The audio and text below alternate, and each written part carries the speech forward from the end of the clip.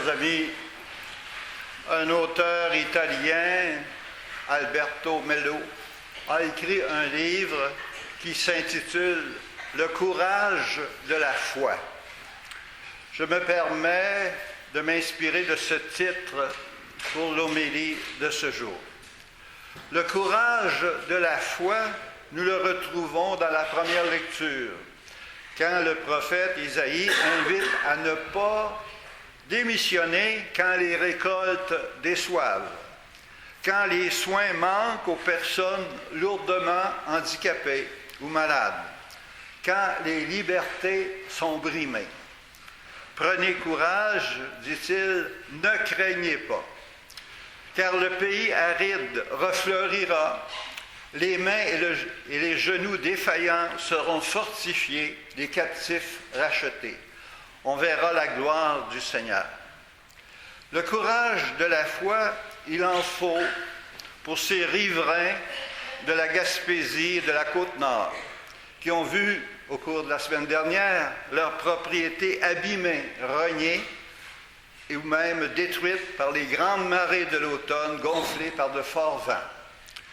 Le courage de la foi, il en faut pour ces malades atteints de maladies dégénératives qui espèrent toujours le médicament miracle.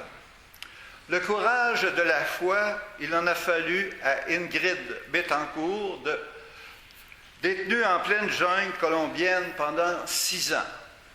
Il en faut aussi pour toutes ces personnes présentement détenues injustement à cause de leurs engagements sociaux ou politiques qui dérangent les dictateurs frileux.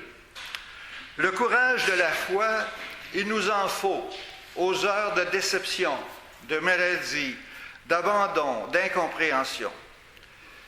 Il en faut d'autant plus quand Dieu, en qui nous mettons notre espoir, tarde à répondre à nos prières. Saint Jacques, dans la deuxième lecture, invite à la patience. Il rejoint ainsi le courage, car la patience est un prérequis du courage. Comment être longtemps courageux si on ne sait pas être patient? Saint Jacques s'inspire de la patience du cultivateur qui s'est donné du temps à la terre pour que la semence produise son fruit. Et il ajoute qu'il nous faut être patient dans l'attente du venu du Seigneur. Au cœur de toute épreuve, sachons être patients et courageux. Le courage de la foi est soumis à l'épreuve quand nos attentes et nos espérances ne sont pas tout à fait comblées.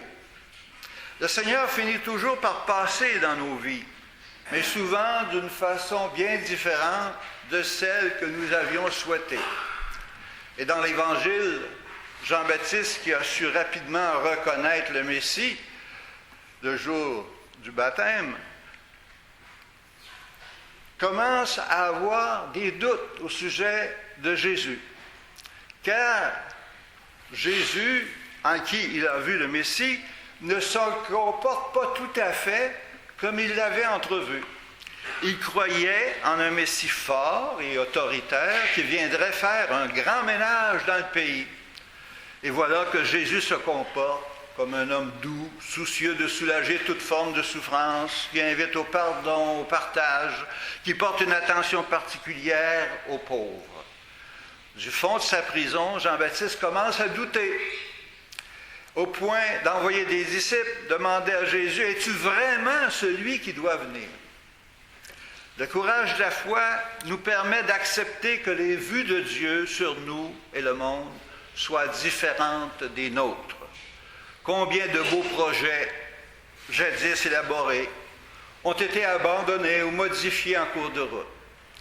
La vie est souvent bien différente de celle que nous avions souhaitée. Mais si le courage de la foi a tenu le coup, aujourd'hui nous sommes en mesure d'apprécier les bons côtés de la vie qui nous a été donnée.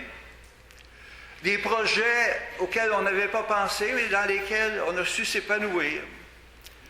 Quand Jésus déclare « Heureux qui ne tombera pas à cause de moi », il nous invite à ne pas l'abandonner quand il répond différemment à nos attentes. Une invitation à lui faire confiance pour notre plus grand bien. Ce troisième dimanche de l'Avent est le signe de la joie. Soyez toujours dans la joie, le Seigneur est proche. Noël que nous célébrons chaque année nous rappelle que Dieu s'est rapproché de nous dans la personne de Jésus et qu'il nous est toujours proche depuis le premier Noël. Quels que soient nos doutes et nos questionnements, le Seigneur nous est toujours proche. S'il nous paraît parfois éloigné, c'est peut-être parce que nous avons pris nos distances de lui. Que ces derniers jours préparatoires à Noël favorisent un rapprochement qui ajoutera sans doute beaucoup de courage à notre foi. Amen. Amen.